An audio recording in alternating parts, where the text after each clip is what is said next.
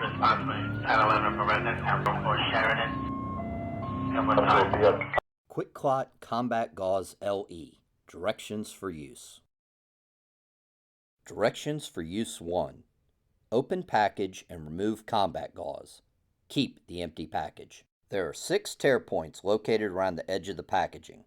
It is important to use these points when opening, as it is difficult or impossible to tear the package otherwise. Using the tear points, the package can be opened horizontally across the top or bottom of the package, as well as vertically along one side. Directions for use 2. Pack combat gauze into wound and use it to apply pressure directly over the bleeding source. More than one combat gauze may be required.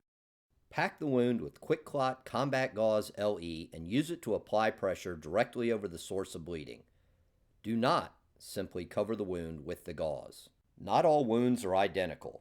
Regardless of the wound's size or shape, you need to pack the wound with QuikClot Combat Gauze LE, using it to apply pressure directly over the source of bleeding.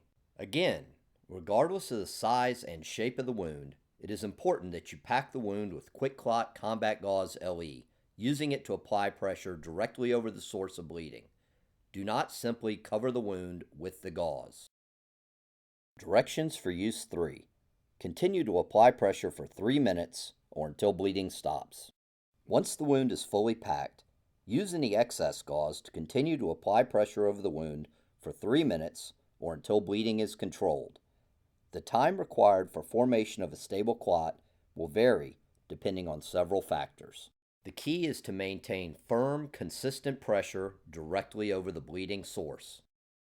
Again, it is important to maintain consistent pressure to assist with clot formation.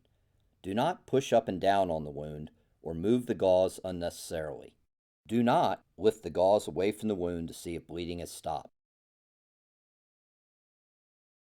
Directions for use 4.